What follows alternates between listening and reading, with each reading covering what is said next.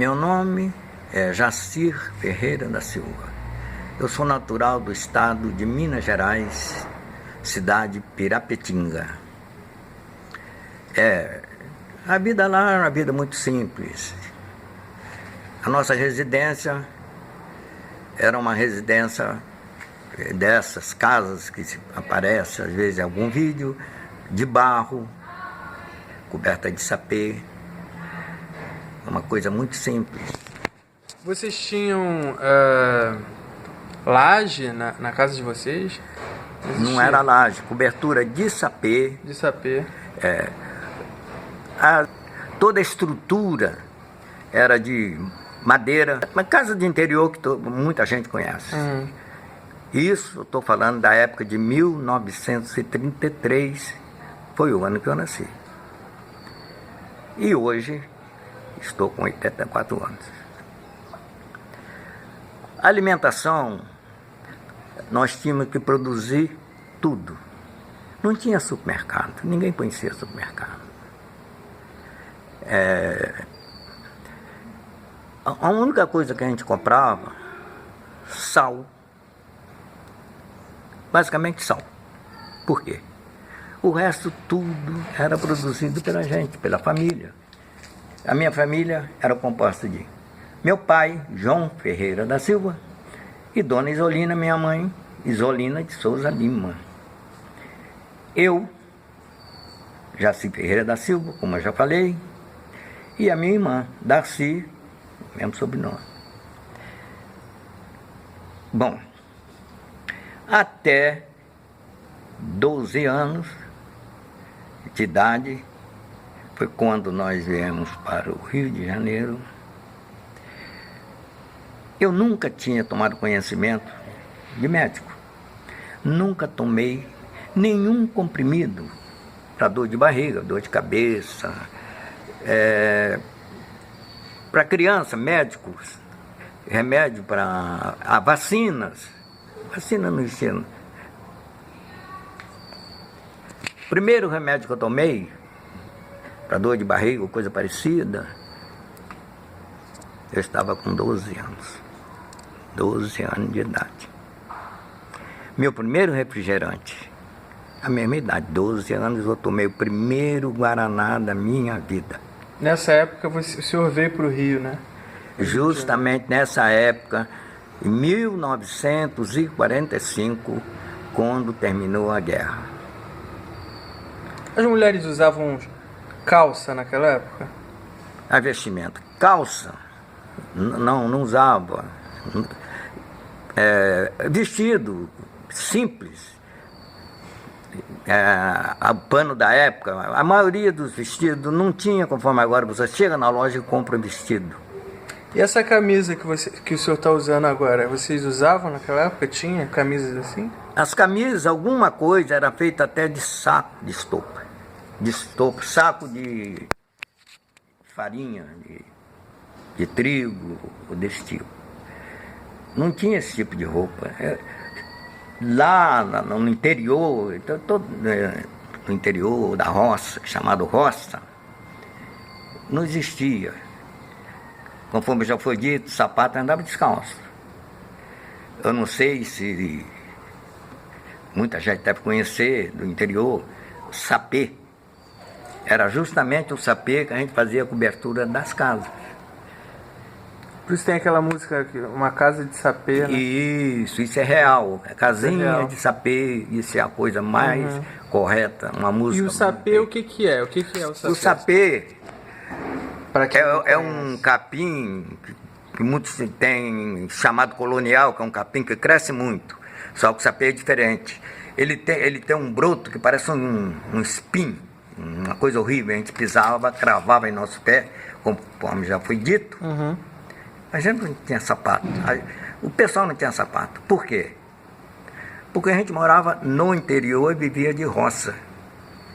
Que hoje é chamado de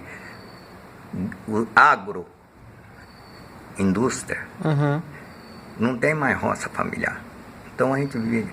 o que hoje é o agronegócio, antigamente era a roça. Que era a rocinha do cada um, tinha sua casinha, morando em terreno dos fazendeiros. Então o agricultor Tô. antigamente se chamava, era roceiro mesmo, né? Era Tinha- colônio, era chamado colono. de colônio. A gente era colônio. Até os 12 anos de idade moramos em terra de fazendeiro. Tudo que era produzido, alimentos, relacionado a alimentos, tipo arroz, feijão, milho, essa coisa básica. Uhum. Era feito da seguinte forma: ou 2/3, um terço para o fazendeiro e 2/3 para quem plantou. E às vezes era meia, chamado de meia. Meia meio. Um para o fazendeiro e uma medida para o morador. Isso está incluído arroz, feijão e milho. Tudo com relação a alimentos era feito dessa forma. E a vinda para o Rio de Janeiro se deu quando? Eu gostaria de falar um pouco da alimentação do momento lá. A parte da alimentação. A nossa alimentação relacionada à família, o colônio, era produzido, conforme já dito, pela gente. Essa parte, a metade, era justamente para passar um ano o arroz, o feijão, o milho. Toda a alimentação era à base disso. Não comia muito arroz. Essa sobra, alguma parte a gente vendia para poder comprar a roupa. Chamava-se fazenda. Eu vou comprar uma peça para fazer calça. Não tinha jeans. Não existia jeans, ninguém conhecia jeans. Qual era o tecido da época? Era brim, Era brim? tinha linho. Relacionado à roupa que eu estava falando,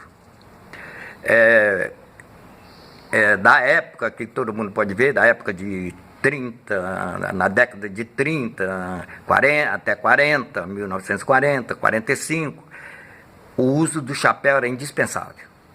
Vocês usavam muito chapéu? Chapéu. Né?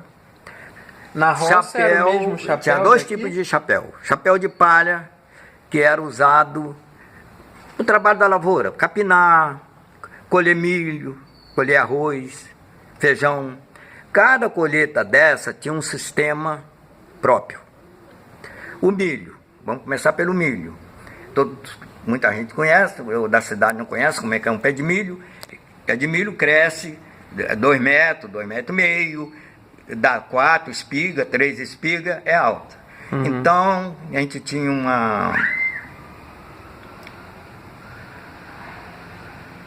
uma vasilha ou coisa desse tipo chamado quiçamba. Quiçamba? Quiçamba parece até uma palavra meia africana, né? Quiçamba pode ter até vindo de lá por causa dos africanos, dos escravos. A Lei Áurea foi assinada em 1820, qualquer coisa. Não, mas isso no papel, né? Mas assim, no interior, como eram tratados... É uma coisa interessante que vai ser dita aqui. Foi o primeiro grande desemprego que houve no país. Se a gente raciocinar, não precisa ser muito inteligente. Se o fazendeiro tinha 1.000 escravos, no dia seguinte eles eram livres. Apesar que nós estamos fugindo um pouquinho do assunto. Sim. Mas nós estamos dentro da roça. Sim. No dia seguinte, eles não eram mais escravos. O fazendeiro vai embora. Isso foi de um dia para o outro, né? Vai embora para onde? Se o outro fez a mesma coisa. Então eles ficavam na propriedade. Eles acabavam sendo libertos, mas continuavam na fazenda trabalhando a troco da comida. Ah, sim. Na verdade, eles continuavam sendo meio escravos. E né? isso acontece até quase que hoje. Hoje, né? Você vê que a coisa não mudou muito. Mudou muito. Se a gente trazer coisas de 1930, 35, 33, 40... Atuais. Nessa data era quase, a escravidão continuou com os fazendeiros. Uhum. A gente praticamente não era um escravo, mas tanto é que a gente, tudo aquilo que colhia com relação à alimentação, era dividido meio a meio com o fazendeiro. Uhum. Dinheiro, moeda, o fazendeiro não dava. Ele dava um valezinho para a gente comprar, não existia essa palavra lá, supermercado. Em 1935, acho que nem na cidade grande, que nem Rio ou São Paulo, chamava-se venda. Aonde eu nasci, aonde eu fiquei até os 12 anos, a venda era um dos maiores fazendeiros da área. Uhum. Um dos maiores. E existia troca naquela época também? Troca de produtos, assim? Isso que eu ia falar. Toda a transação era feita através de troca. No nosso caso, né, tirava para alimentação, conforme eu disse, durante um ano, porque a colheita era feita anual. Então você tinha que ter o arroz, o feijão, aí milho. Que aí vai dizer milho, você vai não comer milho. O milho servia para fazer canjiquinha, que até hoje tem no mercado, todo mundo conhece a canjiquinha. Mas tinha umas máquinas, já existiam umas máquinas de ferro, naturalmente importada, que a gente moía para sair a canjiquinha. A gente fazia a canjiquinha no lugar do arroz. Uhum. Dificilmente a gente comia arroz. O arroz naquela época não era a principal forma de Isso relacionado a pessoas que da moravam, roça. as pessoas que na época era conhecida como colonos. Tinha um pedaço de terra, dependendo do tamanho da fazenda, tinha 5, 6 colônias. Aquele que tinha menos terra, costumava ter 2, 3. Nós chegamos a morar até um que só tinha 2. E essa pessoa que tinha esse terreno vivia da produção desses 2 colônios, que era a gente e um outro. Uhum. Pois bem, a alimentação, conforme eu estava falando, né, era a base de milho, a canjiquinha, e tinha esse milho transformava também em fubá. Qual o processo? Não existia grandes máquinas para transformar o milho em fubá, porque tem carne bovina era habitual no dia a dia de vocês lá? Não. Eu fui comer carne vermelha com 12 anos de idade. 12 anos de idade. Que eu tomei conhecimento aqui no Rio de Janeiro, conforme foi dito, né? Comi carne vermelha. Aí, que carne a gente comia? Criava porco. Uhum. Mas porco, né, não era tratado com ração, não era tratado com lavagem. Nossos porcos, ou os demais, era tratado com banana. Existia muita banana. Como tinha banana? Tinha um quarto, assim, vamos dizer, 4x4. A gente enchia aquilo de banana. Banana ouro. E dava para os porcos? Banana ouro, banana maçã, banana chamada nanica ou d'água. Tem nome, nanica, d'água. Essas bananas, quase que a gente não comia. Dava para os porcos. O porco era tratado com banana. Era um pouco sadio. Bom, segunda coisa. Era muito usual comer banana assim de manhã. Eu vou falar do café da manhã. Uhum. Todos tinham uma cabra ou 2. Uhum. Dependendo da família, né? Uhum. Tinha muita criança. Tinha 2 cabras, que ela produzia uma boa cabra, uns 2 litros de leite, talvez, por dia. É uma quantidade boa, dava para fazer alguma coisa. E tomava leite e tal. E o que acompanhava esse leite? O café, né? Uhum. O café, não é esse café empacotado, com várias marcas que a gente conhece, era café, não tinha marca. Tudo era, conforme eu disse, café.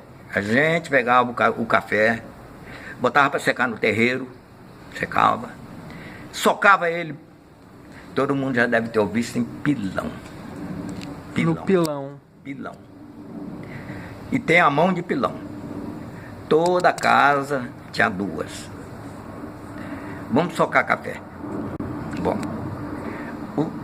o filho mais velho, ou o pai ou a mãe, socava cada um com uma, era tão sincronizado que uma não batia na outra, era pou, pou, pou, pou, pou.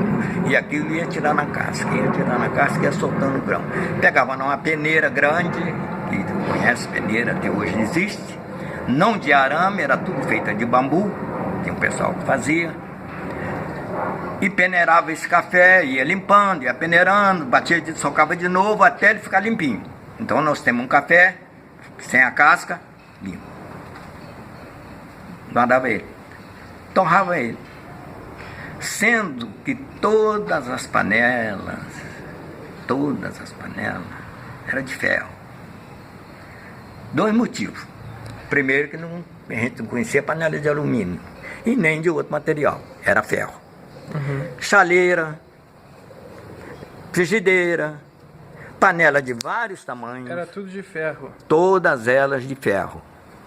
Para suportar o calor do fogão de lenha, não é? E também a durabilidade, né? Panela pesada, panela bem pesada. Bom, torrava esse café, né, depois de socado, torrava ele nessas panelas, dependendo da quantidade, tamanho da panela, né, bem torradinho, voltava no pilão, ele torrado.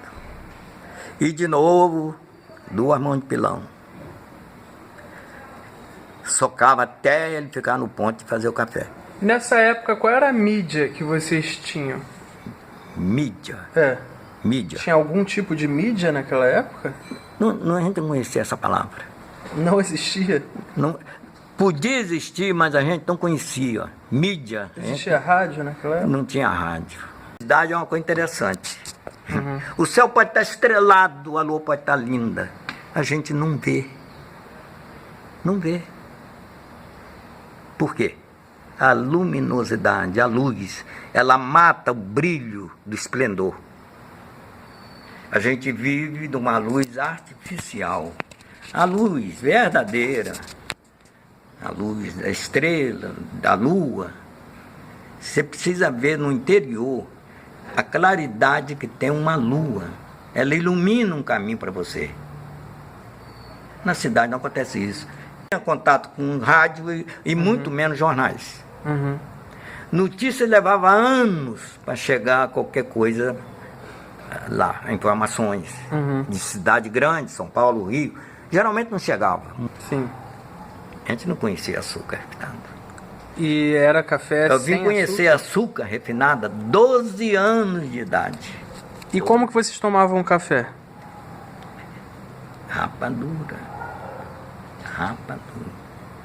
Canaviais. Tinha um engenho tocado a burro ou com boi. Alguns, as moendas, era feito de madeira. Muito tempo depois, já na década mais ou menos de 35, 1940, apareceram nas fazendas alguns engenhos de ferro. O processo era o mesmo, boi ou cavalo. Dependendo do tamanho, chamava-se juntas. Quando 2 bois, né, é uma junta. Ou 2 juntas, ou uma, ficava rodando em círculo, as moendas giravam, né? Para girar a moenda, ficava rodando. Aí enfiando a cana por ali. Aí tinha uma tubulação de bambu, geralmente era de bambu, porque não tinha PVC. Naquela época nem conhecia PVC. PVC moderno, bambu. Lá do engenho jogava num tacho, 2 tachos gigantescos, grandão. Em cima de uma fornalha maior ainda, grande. A esse garapa, chamado garapa. E lá já na época já era garapa. Aqui é caldo de cana, né? Coisa mais lá é garapa. Caía lá nesse tacho, enchendo, até encher os 2.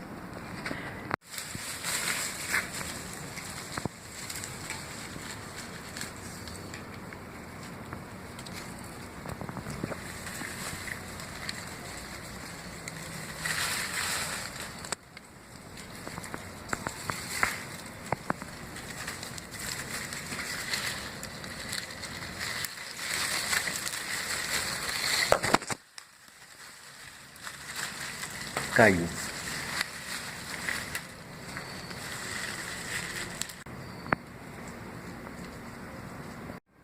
Acerola. Eu não conhecia isso. Vim conhecer no Rio. Que fruta eu conhecia lá? Quando eu vivi lá. Algumas frutas silvestres, como ingá, morango silvestre, que tinha um outro nome, fruta conhecida. Tinha manga, goiaba, banana, mexerica, que aqui é conhecido como tangerina ou pocã, mas lá é a mexerica verdadeira, uma pequenininha que essa era as frutas que eu conhecia lá. Para transformar essa garapa em rapadura, logicamente, muito fogo embaixo, fogo de lenha, né? E essa garapa ia fervendo e aquele pessoal que fazia a rapadura ia mexendo, né? Mexendo. E eles conheciam, era pessoa muito humilde, mas com grande conhecimento técnico na fabricação de rapadura, enfim, tudo aquilo que era produzido no interior, na época, né? Que não tinha grandes máquinas para fazer isso, era tudo manual. Então eles iam mexendo, levantavam, tinha umas pás grandes, conforme tem essas pequenininhas hoje, de mexer arroz, mexer feijão, todo mundo conhece, que vem no mercado, nas lojas. Lá eram enormes, porque era um tacho enorme. Ele sabia o ponto certo de correr o produto, resultado desse ferver essa garapa. Então tinha um ponto. Eles levantavam, fazia aquele fio, que é o melado que até hoje é vendido. O ponto da rapadura é um pouco mais forte do que o melado. Bom, eles faziam feito uns tijolinhos, coisa. Eles iam pegando com uma concha enorme também e ia despejando numa mesa grande, assim, feito de tábua. Eles iam pegando, despejando ali, enchendo esses quadradinhos para quando secar, virar a rapadura. E através, a rapadura ia para as vendas, que é chamado venda, que hoje é mercado, mercadinho e tal, mas naquela época era venda. Venda vendia tudo, por isso chamava venda. Vendia rapadura, vendia sapato, vendia a roupa, vendia sal, era esse tipo de coisa. E com essa rapadura, a gente adoçava o café, o doce que era feito era doce, não tinha açúcar. A gente não conhecia açúcar de forma nenhuma, nem mascavo, nem cristal, e muito menos essa refinada. Então, isso era para fazer o café da manhã, era feito o café. Conforme foi dito, todos tinham cabrita. Até os 12 anos eu fui tomando leite de cabra. Desde que, quando nasci era peito, depois, com maiorzinho, era leite de cabra. Nunca tomei leite bovino. O que eu comprava esse café? Inhame cozido, batata doce, milho cozido. Um café super bom, que a gente não tinha conhecimento, que nosso alimento era um alimento de primeira qualidade. Isso era o café da manhã. A gente pegava o inhame, eu falei que dava por pouco banana, o inhame a gente cozinhava em latas, várias latas, né, porque tinha 6 porcos. De manhã cedo, botava à noite para cozinhar, de manhã estava tudo cozinhando, de manchando. A gente tirava a parte de cima, que é a parte mais enxuta, todo mundo sabe. A parte de baixo do inhame, ela é mais aguada. A parte de cima, o inhame rosa é um inhame que não é vendido, muito difícil encontrar em supermercado. A gente encontra inhame que é chamado chinês. O inhame rosa dá uma cabeça grande. A gente tirava com esse pedaço enorme. Aí tomava com esse café com leite de cabra. Mas que café maravilhoso. Não tinha relógio. A gente não tinha hora. Não sabia da hora. Ninguém tomava conhecimento de hora. Onde a gente baseia? Quando o galo cantava, meu pai dizia 2 horas da manhã. O segundo canto, o terceiro canto, ele ia vendo os horários. Levantava, baseado na lua, por aí, talvez sei lá, às 5 horas da manhã, era tomado esse café. O inhame, batata doce cozida e o milho. Estava bem alimentado, sem saber, mas estava. Pão? Jamais. Pão. De espécie nenhuma, nem doce, nem salgado. E o pão o senhor veio comer quando? Hein? O Pão mesmo, com café, manteiga. No Rio. 12 anos. O senhor veio com 12 anos para o Rio de Janeiro? Com 12 anos. A minha vida na coisa moderna começou 12 anos. Até 12 anos eu tive esse tipo de alimentação. Esse tipo de alimentação. Batata doce, isso no café da manhã. Batata doce, inhame e às vezes milho cozido. Não lembro de outra coisa. Basicamente essas 3 coisas acompanhavam o café da manhã. Não tinha manteiga, margarina não existia em lugar nenhum, nem aqui no Rio. Margarina não tinha. E a gente também não comia manteiga. Lá tinha, mas a gente não fazia parte dessa vida, porque conforme foi dito, a gente era pobre, colônia, morando numa casinha de barro, coberta de sapê. Então nosso alimento era produzido ali. O que era colônia, para quem não sabe? Colônia. Colônia é uma família que mora num terreno pertencendo a um grande fazendeiro, que tem vários alqueires, que eu conheço metros quadrados, eu não conheço alqueire. E tem quarta também. Isso são medidas da época. Então o fazendeiro tem 20 alqueires, então é muita terra. Em metros aí eu não sei. Aí deve ter uma tabela que eu não conheço. Eu conheço outras medidas, né? Outro tipo de medida, mas sempre baseado em metros. Voltando ao café da manhã. Acabou esse café, chegou a hora de ir para o trabalho. Uma coisa bem diferenciada do Rio que eu estranhei no início. Horário de refeições. Café, almoço e janta. O almoço lá, geralmente, é por volta de 9 horas da manhã. Almoço, 10 horas. Almoço. Aí vamos falar do almoço. Almoço lá naquela época. 33, 35, 40. Almoço. Nosso, no caso. E da maioria da região e da maioria do estado, não que colônia, o almoço era esse. Canjiquinha, ou angu, porque eu falei do fubá, não cheguei ainda a falar sobre como é que moe o fubá, mas o fubá era muito usado naquela época. Muito usado. E a canjica? Pode observar que a alimentação é à base de milho, assim. Aí vem o acompanhante, feijão preto também plantado lá, conforme eu já disse, reserva para o ano inteiro o feijão.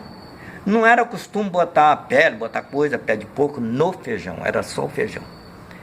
O feijão era bem temperado, o alho sim, já era usado o alho. Cebola nem tanto. Esse almoço, conforme eu disse, por volta de 9, 10 horas. Com relação à carne, muito importante a carne. Basicamente a carne, deixa eu ver, muito peixe na minha área. Eu comi muito peixe. Pescava peixe praticamente na hora da refeição, porque eu morava sempre perto do rio. E quando não era rio, tinha algo que era chamado de valão, que era ligado ao rio. Rio, não Rio de Janeiro, Rio Água. Rio Paraíba do Sul, ou Rio Paraíba, que a gente chamava. Esse valão é os mesmos que temos hoje em dia? Só que era limpinho, não tinha nada poluído. Ninguém conhecia poluição, a gente não conhecia essa palavra. Não tinha costume de jogar nada no rio. A gente tomava a água do rio. Hoje não dá para fazer isso, apesar que não está muito poluído, mas não dá para fazer isso. A gente tomava a água do rio, fazia comida com a água do rio. Estava falando do almoço, né? Estava falando do acompanhamento do almoço, estava falando da carne. Peixe. Vamos falar do frango. A gente não comprava frango em açougue, que não tinha. A gente não morava na cidade. A gente tinha um galinheiro. Vocês estão vendo que a gente produzia tudo. O arroz, não usava, vendia. Usava o milho, transformando em canjiquinha, fubá. A canjiquinha, que conhece, que é doce, não, a gente fazia salgada assim como ela mole. Como se fosse um arroz mole. O feijão preto, não tem diferença. Sempre tinha alguma coisa acompanhando isso. Aipim, a mandioca, né? Aipim. Lá a gente chamava de mandioca. De conhecer aipim aqui, que é o nome. A batata doce. Uma coisa que a gente comia muito, que eu já vi aqui no supermercado, que não é muito usado, um negócio chamado cará, muito bom para a saúde. Aquilo a gente não plantava, aquilo brotava, e geralmente embaixo de pedra, a gente levantava, achava o broto dela, a gente achava uma batata, a raiz, e a gente fazia isso também. Então, conforme foi dito, o almoço era 9 horas, 10 horas, né? Muito bem cedo. Então, quando a pessoa estava trabalhando para si, para a gente, a esposa, ou quando tinha filho maior, levava o almoço. Mas geralmente a gente começava a trabalhar na roça muito cedo. É bem diferente da cidade. Aqui os filhos não acompanham os pais para o trabalho, porque não há condições. O pai é médico, como é que vai levar o filho lá para o hospital? Não há condições. Lá não. Por quê? Lavoura. O pai tinha uma enxada grande e o filho tinha uma enxada pequenininha. O pai ia capinando, quer dizer, o filho aprendia toda a profissão do pai. Por isso, eu sei fazer tudo. E meu pai fazia. Em 1945, eu e toda a minha família viemos para o Rio de Janeiro. O motivo dessa saída desse local, lá de Minas, foi um motivo que não tenho vontade de falar sobre isso. Foi um motivo bastante sério, mas foi uma bênção. Uma bênção muito grande. Tem coisas que acontecem na vida da gente que no primeiro momento parece uma coisa horrível, parece que foi o fim. Mas a gente, sem saber, é o começo de tudo. Aí que é o começo de tudo. E foi assim que aconteceu. Viemos para o Rio e fomos morar no bairro Jardim Botânico, na zona sul do Rio, próxima da Lagoa Rodrigo de Freitas. Próximo da Lagoa de Freitas tem um colégio chamado Pedro Ernesto. Pedro Ernesto. Um dos melhores colégios públicos que tem. Eu estudei ali, primário, todo primário foi feito ali. Mas não é esse estudo que tem de agora. Era um estudo. Os alunos respeitavam as professoras, os professores. O estudo. Você aprendia nesse primeiro ano matemática, fazer equações. O senhor sabe mexer no celular? Sei mexer. No WhatsApp, sei mandar mensagem, e falo para o Brasil inteiro aqui, pelo celular. Falo para qualquer lugar do país, coisas que há 84 anos passados, 80 anos passados, o meu celular era uma enxada. Isso era meu celular. Capinando milho. Capinando arroz. O senhor tem WhatsApp, Facebook, tudo isso? Aqui tem Facebook. Aqui tem todos os aplicativos, tem aqui. Inclusive gravo, tiro foto. Isso, eu saí do passado e vim para o futuro. Eu nunca pensei que ia chegar no futuro. Eu estou no futuro. E todos que nasceram agora estão no futuro. Não conhecia nada de moderno. Eu não via carro. O carro de boi conhecia. O meu brinquedo eu fabricava. Meus brinquedos eu fabricava. O que se aproximava de um celular, por exemplo, naquela época? Nada. Nada? Nada se aproximava do celular. Porque não tinha telefone, não tinha nada. Para a gente se comunicar, só indo na pessoa. Não tinha outro meio. Não tinha bicicleta. Transporte, o melhor transporte que tinha, aqueles que podiam, porque a gente não tinha, cavalo. O cavalo tinha uma importância muito grande, porque todos, inclusive os fazendeiros, onde a gente morava, colônio, a gente era colônio, eles andavam a cavalo. E eu acordei, para mim era um sonho. Um sonho em realidade. É um sonho que ainda não acordei até hoje, estou vivendo nele. Esse é o meu sonho.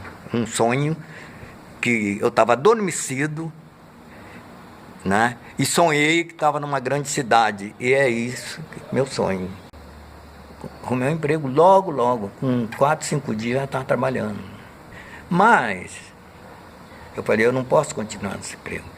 E, na minha mente, eu tinha sempre que melhorar.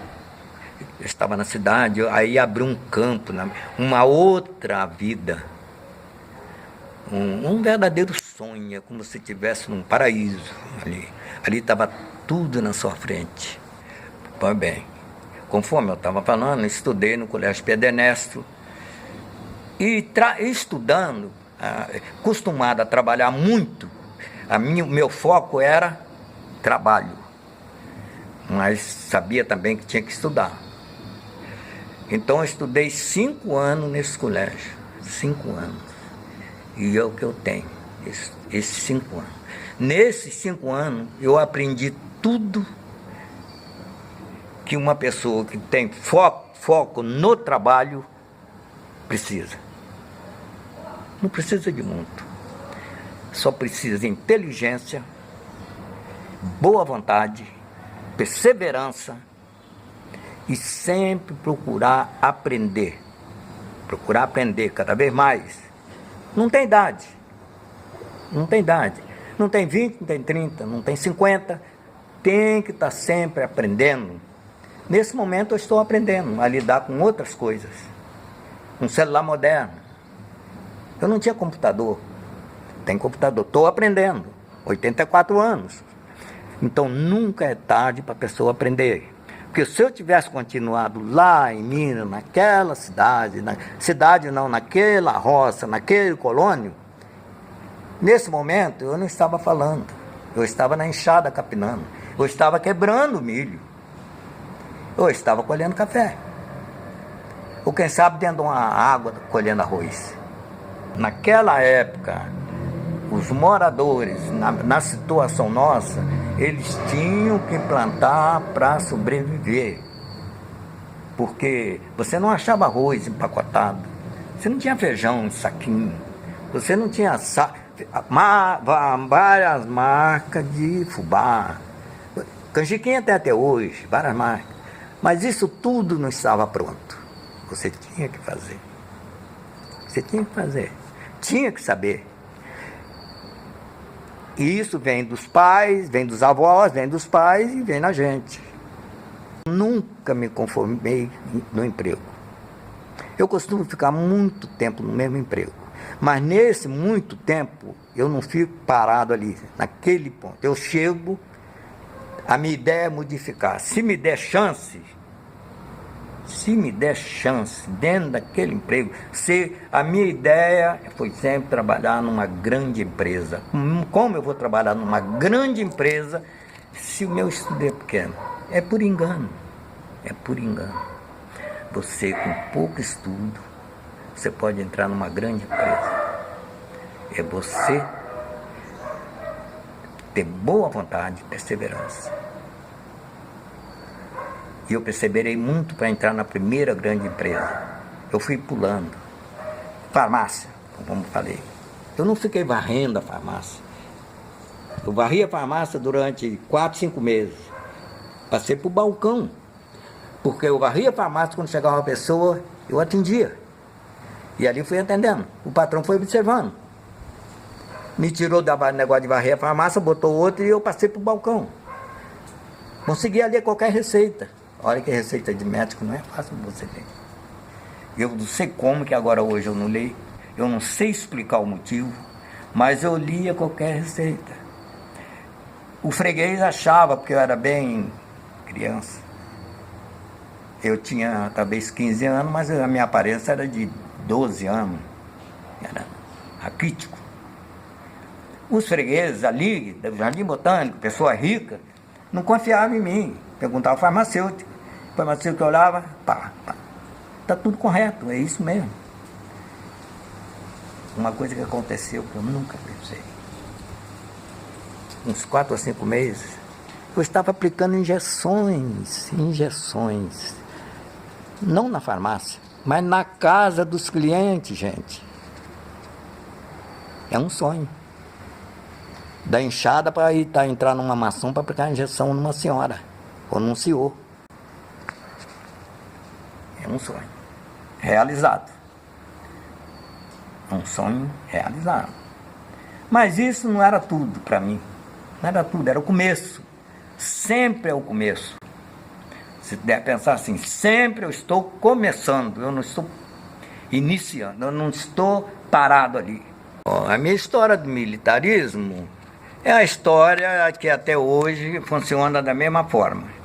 Você completa 19 anos, né? É convocado, aí você se apresenta num determinado lugar. 18, né? 18 hoje em dia é 19, 18 anos. isso. Você se apresenta em determinado lugar, onde você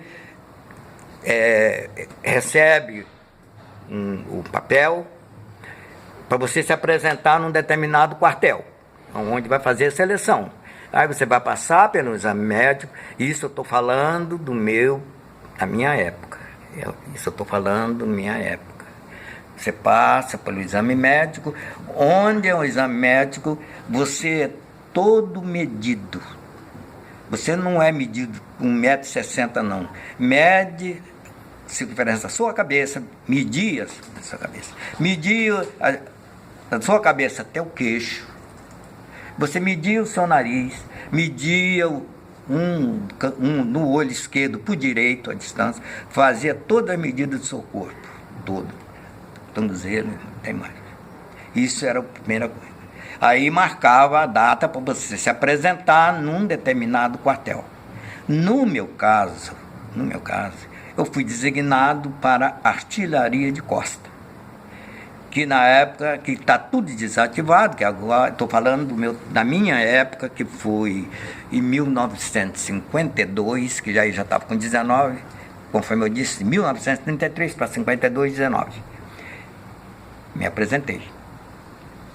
Bom, aí todo mundo sabe, recruta. Você tem 3 meses para aprender a atirar, marchar, enfim, todo aquele... conhecer a lei do Exército, que é regulamento interno, chamado RI, que ainda deve ser a mesma coisa, né? Aí você passa a ser pronto, é um soldado. Aí continua o treinamento. Agora não funciona assim alguma coisa, mas naquela época, com 6 meses ou menos, assim, 4 meses, 5 meses, dependendo, o comandante do Exército, no meu caso, foi no Leme, no 2º BOC, 2º Batalhão de Obuses de Costa. 2º Batalhão de Obuses de Costa. Costa significa costeira, né? Mar. Uhum. Eram uns canhões de 280 milímetros, com uma granada de 280 quilos. E eu fui designado para isso, mas eu não fazia parte desse grupo dos artilheiros. Tinha os artilheiros. As artilheiras divididas em 2 partes. O tiro de um obuse, ele não é direto. É um tiro indireto. Quem atira não está vendo o alvo. Tem uma câmera de tiro que fica afastado. É feita uma comunicação entre os caras. Porque os obus é apropriado para afundar navios, couraçado, na época, né? Os navios da época. Então a gente tinha que estudar isso tudo. O senhor serviu na Marinha do Brasil? Não, Exército. Não. Exército. Era a terra. Segundo B ou C, obus de costa, então não era navio. Pelo contrário, eles eram destruidores de navio, porque eu era outra coisa. Mas por que eu ia lá? Aí você vai perguntar, né? Por que você ia lá? Porque o motivo eu vou falar. Então eu subi nesse quartel, obus de costa, no Leme, que está até hoje, virou museu. Não usa mais esse tipo de arma. Era um canhão tão violento que quem participava daquele grupo costumava sair sangue até pelo ouvido. O estrondo que dava, aquela granada. Por que eu ia lá? Porque eu era enfermeiro. Conforme eu disse, eu nunca chego num lugar, eu não fico soldado ali, tirando serviço na coisa. O comandante reuniu todo mundo na frente do quartel e foi perguntando. Eu era lá da roça, como já foi dito, do interior. Não tinha muito tempo de Rio, mas também não era nem bobinho, não era, só parecia. Conforme eu disse também, tinha assim o primário. Eu falei, eu não vou ficar aqui como soldado, eu tenho que sair daqui como soldado, não vou ficar como soldado. O comandante, quem é pedreiro? Só um monte. Quem é carpinteiro? Outro monte. Cozinheiro? São uns 6. Enfermeiro? Eu. Saiu eu. Dá um passo à frente. Fui para a enfermaria. Fui para enfermaria. Por que eu falei que era enfermeiro? Lá atrás eu já disse que trabalhei na farmácia. Conhecia tudo que era remédio. Excelente. A coisa que eu observei, quando eu servi lá, não tinha negro. Só tinha pessoa branca, meia morena, parda, mas negro não tinha. Eles não colocavam negro para servir na área militar? Eu não sei se outros quartéis tinham. Por que o motivo ali? O pessoal que servia ali, acontecia coisas comigo que eu não sei bem explicar. Eu não morava em Copacabana, eu não morava no Leme. Ali servia pessoal que morava ali, Nossa Senhora de Copacabana, na Avenida Atlântica, e eu morava lá na favela. Eu não sei por que me fui parar ali. Tem alguma coisa que me leva para algum lugar. Eu fui parar ali. E fui ser enfermeiro. E eu atendia, ia nas médico, o pessoal, em vez de ir no médico, era um capitão médico, horário 10 de manhã, eles iam em mim. Mas qual motivo que você acha que, por exemplo, não tinha negros naquela época no serviço militar? Você acha que era um tipo de racismo ou não? Era por... Podia ser um tipo de racismo. Esse termo, racismo, nesse período, era um racismo sem falar, silencioso. Era velado, né? Silencioso. Um racismo com outras palavras. Tem algumas palavras que aparentemente não aparecem ou parece boa, mas embutido tem algo muito ruim. Uhum. Isso é o racismo. Tinha um tipo de racismo, me lembrei. Um tipo de racismo. Os anúncios dos jornais. O anúncio era o seguinte: precisamos de 10 vendedores para o Ponto Frio. Uma hipótese de boa aparência. Aí está o racismo. Boa aparência. Se parecesse um moreno lá, ele dizia que as 10 vagas já estavam ocupadas. Isso era o racismo. Outro racismo. Velado. Onde você mora? Aonde você mora? Eu moro antigamente, agora tem outro nome, que o nome que eu vou falar aqui agora é pejorativo. Eu moro na favela fulano de tal. Meu filho, as vagas já estão ocupadas. Um racismo. Graças a Deus, eu não sei. Lembrei de uma coisa. Pedro Ernesto, Colégio Pedro Ernesto. Favelado não estudava ali. Um terrível racismo. Favelado não estudava ali. Ah, mas por que... Quando o senhor chegou no Rio de Janeiro, essas comunidades já eram chamadas de favela, então? É. Só não era tão grande. Era uma favela diferenciada. Não tinha o que tem hoje. Não gostava. Não era conforme a gente conhece hoje. Era uma favela que você podia subir meia-noite que ninguém ia te incomodar. Você pegava um táxi, pedia para ir até lá no pé da favela que ele ia. Se mandasse ele esperar que você ia voltar, ele esperava. Porque não tinha esse tipo de coisa. Não tinha. Não tinha essa drogaiada toda. Não tinha. Não tinha. Mas, para colégio, para emprego, isso tinha alguma influência. Qual era a maior parte da população da favela? Qual era o tipo de pessoa que morava na favela naquela época? Geralmente oriundos de pessoas de roças ou de Nordeste. Não quero dizer que todo nordestino ia para a favela, mas oriundo de pessoas que vinham fugindo da roça, por vários motivos, que nem o meu, ou coisa parecida. Porque na época tinha os coronéis, todo mundo já viu falar em coronéis. Você calcula isso em 1940, ou antes um pouco. Era verdadeiros coronéis. E muitos saíam por vários motivos diversos. Ameaça de morte, enfim, uma série de coisas que hoje acontece, mas muito pouco. Mas naquela época era quase que rotina isso. E por isso não era tão grande conforme agora. Mas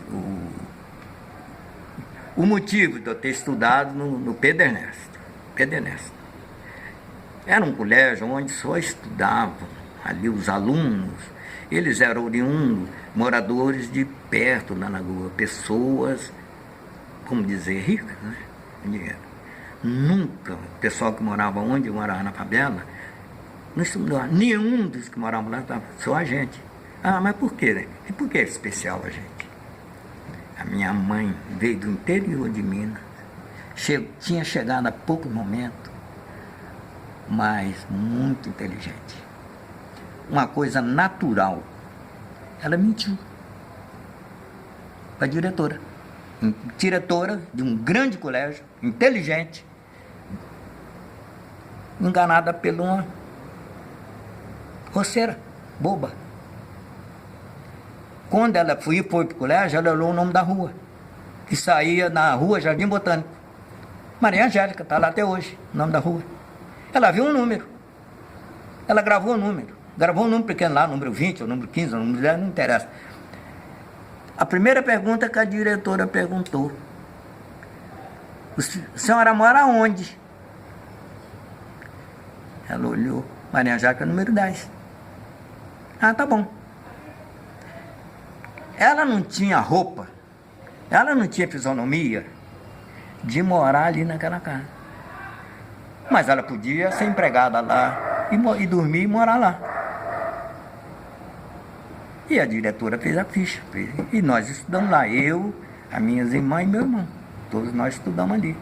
Num dos melhores colégios. Está lá até hoje, na data de hoje. Modificado, mas está. Não sei se tem a qualidade. Porque a qualidade... Lembrei de uma coisa. Uma coisa que eu tenho observado, nossa mãe. Todo dia, antes da gente entrar na escola, tinha que formar primeira série, segunda série, terceira série, não importa a série. Não tinha jardim da infância. Quinta série. E já não tinha quinta série, era admissão. Custo de admissão. Era o último ano. O melhor aluno, ele hasteava bandeira brasileira. E sabe o que acontecia? Todos cantando o hino nacional. Já há muito tempo que eu não vejo isso, gente. Meu Deus do céu. Sabe o que vinha nos cadernos? Mas não é esses cadernos com capa de artista famoso, com globalista, pessoal do... Enfim, cantores e uma série de coisas nas capas dos cadernos. Sabe o que vinha? De um lado o hino nacional, do outro lado o hino à bandeira. É isso que vinha nos cadernos. Pessoal, alguém deve lembrar disso, ou muita gente não lembra. Os meninos, as crianças, a mãe vai agora escolher caderno pela capa. E a capa com as artistas famosas, que todo mundo sabe que existe aí. Não vou citar nome aqui. Não vou citar nome aqui. Não precisa de nome. Precisa de fatos, e não nomes. Estou falando de fatos. E o fato é isso. Eu vou falar uma coisa aqui, vai sair fora da sequência. Palácio do Alvorada. Quem mora lá? Quem vai lá? O nosso presidente, pelo amor de Deus, o nosso presidente, não vou falar o nome dele que todo mundo sabe, estiou a bandeira.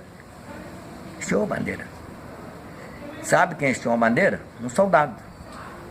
Mas sabe quem estava em volta da bandeira, dançando? Capoeira. Real isso. Está gravado. Pelo amor de Deus, no palácio do nosso país, o nosso presidente vai hastear a bandeira no palácio, bota para dançar capoeira embaixo da bandeira. Pelo amor de Deus. Moral cívica, cadê?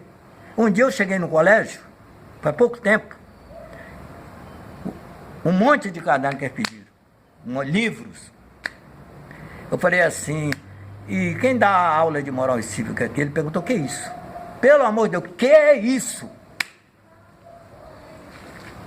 Real isso. É prova, tem provas. Eu não estou falando aqui, eu não estou contando história, eu estou contando real. Estou contando acontecimentos. O rapaz olhou para mim, riu, perguntou, o que é isso? É por isso que o nosso país está assim. É por isso, só por isso. Tudo começa ali, ó, na escola. É por isso que aluno quer bater na professora. É por isso que aluno entra armado na escola. Não ensina. Manda ele fazer uma raiz quadrada. Não é do primário que nem eu, não. Manda ele fazer uma raiz quadrada no... Agora não sei nem como é que chama. Ensino médio? No ensino médio. Um dia eu cheguei vai fazer um mês, mais ou menos, 2 meses. Eu fui fazer uma compra no supermercado. Eu tenho uma facilidade de fazer amizade terrível. Em poucos segundos eu faço amizade. A menina da caixa. Não sei por que motivo ela falou a idade dela. Não sei por que motivo. Ela falou, eu tenho 21 anos. Eu estava falando de idade, de jovens. Ela falou, eu tenho 21 anos. Eu falei para ela, eu tenho 4 vezes a sua idade. Quantos anos eu tenho? Ela disse que não sabia. Pelo amor de Deus. Pelo amor de Deus. Ela disse para mim, eu tenho 21 anos. Eu falei, eu tenho 4 vezes a sua idade. Quantos anos eu tenho? Ela olhou para mim, não sei. Foi na maquininha fazer conta. Isso é real. Isso é verdade. É igual lá do colégio. Olha para mim e pergunta, quem é o professor de moral cívica? O que é isso? Pelo amor de Deus. Me dá vontade de dar um soco na mesa. É por isso que eu estou hoje aqui falando isso. É por isso que com 12 anos eu tomei primeiro comprimido. É por isso que 5 anos eu não tenho dor de cabeça. É por isso que 5 anos eu não tenho dor de barriga. É porque lá atrás eu não comi cachorro quente. Lá atrás eu não comi coxinha. Lá atrás eu não fui no McDonald's. Lá atrás eu não fui no Bob's. Comer aquela porcariada que eles fazem, que a gente não sabe nem o que é aquela carne. E os pais pegam os meninos, no final de semana, vai pro Bob's comer batata frita. Você bota aquela batata frita durante uma semana em cima da mesa, ela fica a mesma coisa como se fosse naquele dia. Pelo amor de Deus, gente. Em vez de você levar a criança lá pro Bob, ensina eles a comer couve, ensina a comer chicória, Ensina a comer beterraba, cenoura, batata doce. Ô, gente, pesquisa, gente. Olha o celular aí. Olha o computador. Vai no Google. Pesquisa, bota lá. Batata doce roxa. Vocês vão ver o resultado. O que ela faz de bem para a saúde. Pesquisa. Escreve lá, horóscopo nobre. Escreve, horóscopo nobre. E pergunta para que serve. Vocês vão ficar abismados. Um óleo de horóscopo nobre é uma planta silvestre que fácil de ter em casa. Lá em casa tem uns 4 pés. Um óleo, uma bacinha dessa de plástico cheia. Ela tem proteína de um bife de filé. E fora todas as vitaminas e sais minerais que tem. Uma coisa que dá em qualquer quintal. Gente, pesquisa. Para que o futuro? Para que a tecnologia? Se a pessoa pega para ver músicas. Que música? Que música? Eu adoro música. Adoro. Eu adoro muito música. Ah, como é lindo um piano bem tocado. Uma maravilha. Um violino. Ah, que coisa linda. Um violino. Eu vi uma guitarrista. Sabe quantos anos a menina tinha? 10 anos. Sabe de onde? Chinesa. Procura. É simples. Bota no YouTube e bota lá. Você vai ver. 10 anos. Chinesa. Vê a guitarra que ela toca. Vai a guitarra que ela toca. Vê a música que ela apresenta. Não é essa bobeira que toca aí. Não é. Você bota numa festinha, casa de família. Casa de família. Você vai ouvir a música que está tocando. Aquilo não é música. Eu já vi música muito bonita. A última música do Roberto Carlos. Uma frase da música valeu a música toda. Uma frase. Por onde você passa, nasce flores. Ele estava se referindo a uma morena. Eu não sei como é o nome da música. Por onde ela passa, nasce flores. Um grupo de São Paulo. Cantador de música caipira. As borboletas. Ouve isso. Ouve isso. Você passa a ver um jardim lindo, cheio de flores. O paraíso está aí, é porque ninguém observa. Ninguém vê. Ninguém vê, está na nossa frente. Passa, a gente não vê. Eu canso de falar isso. Olha o que está acontecendo em volta da gente. Mas ninguém observa. O seu vizinho está caindo ali de fome e ele passa, pisa nele e não vê. Você vê que uma pessoa precisa de ajuda. Outro dia eu estava no ônibus. Um velhinho, tadinho. Muito velho. O doente. Eu não sou jovem, sou velho. 84 anos. Eu ando o Brasil inteiro. Vou sozinho, vou acompanhado. Não tem dor de barriga, eu já falei. Não tem dor de cabeça. Faço conta de cabeça. Outro dia eu comprei no mercado. Fui olhando assim, somando. Falei para a menina, ó. Errei por 2 centavos a conta. Falei para ela, vai dar tanto. 2 centavos de diferença. É o cérebro. E acontece mil coisas que eu não sei explicar. Eu entrei numa empresa muito grande. Eu consegui entrar numa empresa muito grande. Cadê o estudo? Não tem. Eu entrei. Eu sei que eu fui parar lá. Estava lá. Eu trabalhei muitos anos na Odebrecht. Norberto Odebrecht. Muitos anos. Entrei como almoxarife. Não tem estudo. Almoxarife. Trabalhando 10 mil pessoas. Chegou a trabalhar 10 mil pessoas nesse local. Sabe onde foi? Usina nuclear. Angra dos Reis. Trabalhei ali quase 10 anos. Ocupei cargo ali, que pessoas foram fazer curso, pagaram o curso, fizeram prova, não passaram. E eu não fui, era para ir, não fui. Quem foi ocupar o carro? Eu. Sabe fazer o quê? É um carro que ninguém, eu acho que conhece, não existe aqui fora. Está lá na minha carteira profissional.